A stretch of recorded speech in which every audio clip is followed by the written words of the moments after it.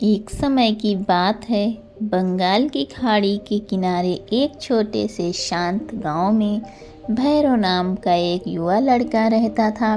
भैरव अपने क्रोधी स्वभाव और चंचल मन के कारण गांव भर में प्रसिद्ध था। उसका मन हर समय विचारों से भरा रहता था। इस तूफान ने उसके मन को एकदम बेचैन कर दिया था। उसके जीवन में शांति मानो गायब हो गई थी और वो हमेशा अपने ही ख्यालों में खोया रहता था और तनावपूर्ण जीवन जी रहा था। उसके अशांत मन और क्रोध के कारण उसके अपने परिवार के सदस्यों और गांव वालों से भी संबंध अच्छे नहीं थे, जिससे वो और भी अधिक अकेला और अपमानित महसूस करने लगा था। वो और भी अधिक मानसिक तनाव की स्थिति में चला गया। एक समय की बात है, भैरव अपने गांव की गलियों में घूम रहा था। तभी उसकी मुलाकात महात्मा बुद्ध से हुई, जो एक पेड़ की छाया के नीचे ध्यान में बैठे थे। महात्मा बुद्ध के चेहरे से निर्मल शांति की आभा झलक रही थी। इस असीम शांति में भैरव महात्मा बुद्ध की ओर आकर्षित हो गया। जब महात्मा बुद्ध के करीब आया तो उसे अपने आसपास एक सकारात्मक ऊर्जा का एहसास हुआ। भैरव को एहसास हुआ कि इस असीम शांति और सकारात्मक ऊर्जा का स्रोत कहीं न कहीं बुद्ध के भीतर ही था। इसलिए वो वहीं बैठकर उनकी आंखें खुलने का इंतजार करने लगा। थोड़ी देर बाद जब महात्मा बुद्ध की आंख खुली तो उन्होंने एक युवा लड़के को अपने सामने बैठा पाया, जो बहुत तनावग्रस्त और नकारात्मक भावनाओं से भरा हुआ लग रहा था। भैरव ने महात्मा बुद्ध की ओर हसरत भरी निगाहों से देखा और बहुत विनम्रता के साथ कहा, गुरु, मेरा मन बहुत अशांत है और मेरे मन के विचार मुझे खाए जा रहे हैं। मुझे एक पल के लिए भी शांति महसूस नहीं हो पाती। क्या आप मुझे सिखा सकते हैं कि मैं अपने अशांत मन को कैसे शांत करूं? महात्मा बुद्ध ने भैरव की पीड़ा को समझते हुए करुण दृष्टि से देखा और कहा, मेरे प्यारे बच्चे, मैं तुम्हें एक कहानी सुनाना चाहता हूँ। इस कहानी में मानसिक शांति और खुशी के रहस्य छिपे हैं। क्या आप कहानी सुनना चाहेंगे? भैरव ने कहा, हाँ। मैं सिर हिलाया और पूरी एकाग्रता से कहानी सुनने को तैयार हो गया। महात्मा बुद्ध ने कहानी सुनाना शुरू की। बहुत समय पहले की बात है। एक नगर में शक्ति नाम का एक आदमी रहता था। शक्ति बेहद महत्वाकांक्षी व्यक्ति था और उसे हर काम में लोगों के मदद की ज़रूरत पड़ती थी। यदि उसे किसी की असफलता और बुराई सुनने को मिलती तो वो गहरी चिंता और तनाव में चला जाता। उसका मानना था कि सफलता और भौतिक शक्तियाँ वांछित खुशी देंगी, लेकिन वो जितना सफलता और प्रशंसा के पीछे भागता था, उतना ही मानसिक तनाव में डूबता जाता था। लेकिन अचानक शक्ति का सामना उस समय के मशहूर महात्मा से हो गया, जिनका नाम महाकौशल था। महाकौशल अपने शिष्यों को ध्यान की शिक्षा देते थे और वो स्वयं एक बहुत ही ध्यानमग्न और प्रबुद्ध व्यक्ति थे।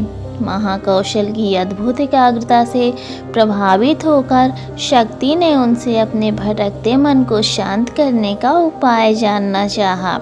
शक्ति ने कहा कि महंत हमेशा सफलता के पीछे भागते हैं और लगातार अधिक हासिल करने की कोशिश करते हूँ, फिर भी मुझे कोई क्षणिक संतुष्टि या आत्मसंतुष्टि नहीं मिलती। इस निरंतर बेचैनी के बीच मैं शांति कैसे पा सकता हूँ? महात्मा ने करुण दृष्टि से उसकी ओर देखा और उत्तर दिया, आपका मन एक अशांत नदी की तरह है जो हमेशा बहती और बहती ही रहती है, कभी भी शांत नहीं रह सकती। इसलिए इस अशांत मन को शांत करने के लिए आपको अपने विचारों को बिना किसी रुकावट के जाने देने की कला सीखनी होगी। शक्ति को आश्चर्य हुआ और उसने पूछा कि मैं अपने विचारों को कैसे जाने दूं? आखिर मैं तो अपनी इच्छाओं और महत्वाकांक्षाओं से बंधा हुआ हूँ। ये सुनकर महात्मा मुस्कुरा दिए और बोले, अपने हाथ में पानी का एक गिलास लो। अब इसे जितनी देर तक पकड़ कर रखोगे ये उतना ही भारी होता जाएगा, और अगर इसे काफ़ी देर तक पकड़े रहोगे तो तुम्हारा हाथ दर्द होने लगेगा। लेकिन अगर तुम इस पकड़ को ढीला कर दोगे और छोड़ दोगे तो ये बोझ खत्म हो जाएगा। शक्ति ने कहा। उसका संदेश बड़े ही ध्यानपूर्वक सुना। वो समझ गया कि अपने विचारों और इच्छाओं से चिपके रहने से उसका बोझ बढ़ जाता है और अंदर ही अंदर अशांति पैदा कर देता है। अब शक्ति को कथा का अंत सुनने की उत्सुकता से प्रतीक्षा थी। महात्मा बुद्ध ने कहानी जारी रखते हुए कहा कि शक्ति ने महात्मा के शब्दों के बाद विचारों को छोड़ने का अभ्यास शुरू कर दिया। वो बिना किसी निर्णय के अपने विचारों और भावनाओं को आते और जाते देखता है। अब उसने विचारों को पकड़ना बंद कर दिया था। विचार उठते थे और अपने आप चले जाते थे। धीरे धीरे उसे एहसास होने लगा कि उसकी इच्छा और भावना भी सभी दुखों का कारण है। जैसे जैसे शक्ति ध्यान में गहरा उतरने लगा, उसने पाया कि वर्तमान में जीना ही आंतरिक शांति का एकमात्र स्रोत है। वो खुद को वर्तमान में स्थापित करके अपने मन की निरंतर बकवास से छुटकारा पा सकता है। धीरे धीरे शक्ति का मन एक शांत झील की तरह हो गया जो बाहरी दुनिया को अपने अंदर प्रतिबिंबित करती है।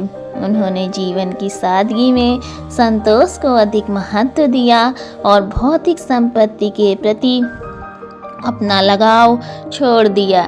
जैसे ही सत्ता में ऐसे बदलाव की खबर लोगों के बीच फैली, लोग दूर दूर से मार्गदर्शन के लिए आने लगे। लोगों को विचारों को मुक्त करने की कला सिखाना और उन्हें अपने भीतर शांति खोजने के लिए मार्गदर्शन करना वो लोगों के बीच शांति और ज्ञान का प्रतीक बन गए। शक्ति और साधु की कथा समाप्त कर महात्मा बुद्ध कुछ देर के लिए चुप हो गए ताकि इस कहानी का अर्थ भैरव के मन में अच्छी तरह बैठ जाए। भैरव ने महात्मा बुद्ध की ओर देखा तो उसकी आंखों में अब एक नई समझ दिखाई दे रही थी। भैरव ने धीरे से कहा कि मुझे इस कहानी में ज्ञान दिखता है, लेकिन मैं इसे अपने जीवन में कैसे लागू करूं? मैं अपने अशांत मन को कैसे शांत कर सकता हूँ? भैरव के इस सवाल पर महात्मा बुद्ध गर्मजोशी से मुस्कुराते हैं और फिर बोले, अशांत मन को शांत करने का अभ्यास आत्म जागरूकता से शुरू होता है। अपने भीतर उठने वाले विचारों का निरीक्षण करने के लिए प्रतिदिन कुछ समय निकालो।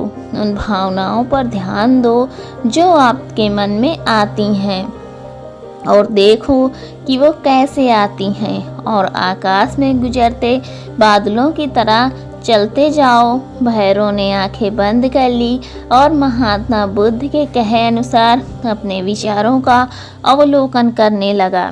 जैसे ही उसने अपने विचार भीतर उठने वाले विचारों पर ध्यान देना शुरू किया, उसे एहसास हुआ कि इसलिए उसे चिंता और इच्छाओं की एक निरंतर धारा अपने अंदर बहती हुई महसूस हुई। सिर्फ एक एहसास ने नहीं, उसे एक अद्भुत शांति का एहसास कराया।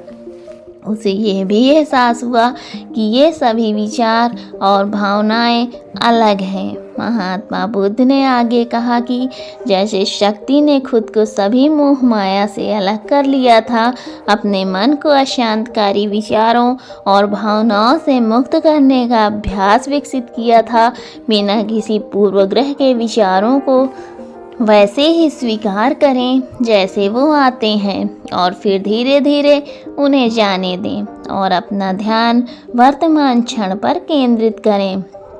लेकिन भैरव ने टोकते हुए कहा कि क्या होगा अगर विचार और भावनाएं इतनी मजबूत हों कि वे बनी ही रहें और दिमाग से निकलने से इनकार कर दें। महात्मा बुद्ध ने भैरव की बात पर सहमति जताते हुए सिर हिलाया और कहा, ऐसे कई मौके आएंगे जब आपके मन में सवालों का बवंडर चल रहा होगा, जब आपका दिमाग आपकी बात ही नहीं सुनेगा। तो ऐसे में आपको अपनी सांसों की ताकत पर विश्वास करना होगा। एक बार फिर महात्मा बुद्ध ने भैरव से कहा, अपनी आंखें बंद करो और अपनी सांसों पर ध्यान केंद्रित करने के लिए अपने ऊपर उठता हुआ और मथता हुआ महसूस करो। महात्मा बुद्ध ने बताया कि जब भी आपका मन अशांत हो तो तुरंत अपनी सांसों पर लौट आएं। सांस की वाद्य गति आपको तुरंत वर्तमान के क्षणों में वापस खींच लेगी और आपको शांति का अनुभव कराएगी। महात्मा बुद्ध के निर्देशानुसार आने और जाने वाली सांसों पर ध्यान केंद्रित करने का प्रयास करो। इस छोटे से व्यायाम से मानसिक शांति का अनुभव होगा।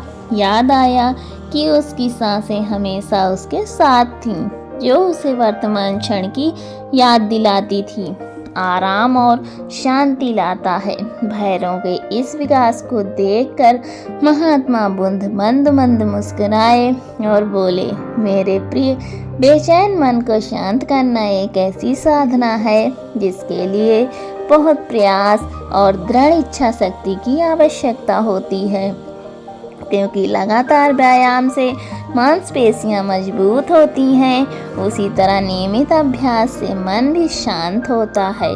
स्वीकृत में सिर हिलाते हुए महात्मा बुद्ध को धन्यवाद देते हुए उसने वादा किया कि आज से वो अपने अशांत मन को शांत करेगा और गैर शक्तियों को मुक्त कर देगा और अपने भीतर शांति पाने के लिए इस यात्रा पर निकलने में सक्षम हो सकेगा।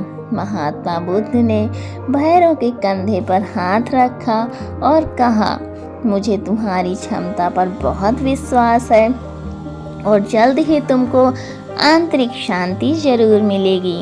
लेकिन याद रहे कि ये इतना आसान नहीं होगा, लेकिन अगर तुम दृढ़ इच्छा शक्ति और खुले दिल से प्रयास करोगे तो निश्चित रूप से वो पा लोगे जो तुम चाहते हो। उस दिन भैरव अपने अशांत मन को शांत करने का प्रयास करने लगा और हर दिन ध्यान करने के लिए एक अलग समय निर्धारित करता। उसने अपने मन में उठने वाले विचारों को बिना किसी रोक टोक के जाने दिया और अपनी सांसों के जरिए खुद को वर्तमान में बनाए रखने की कोशिश की। समय के साथ अभ्यास करते हुए भैरव को अपने अंदर शांति का अनुभव हुआ। जैसे जैसे समय बीतता गया, भैरव को ज्ञान और शांति का स्रोत कहा जाने लगा। तो दोस्तों, कैसी लगी आज की कहानी आपको? उम्मीद करती हूँ कि आज की कहानी से आपने बहुत कुछ सीखा होगा। तो मिलती हूँ आपसे अगली कहानी में। तब तक अपना ध्यान रखें और वीडियो में अंत तक बने रहने के लिए आपका बहुत बहुत धन्यवाद।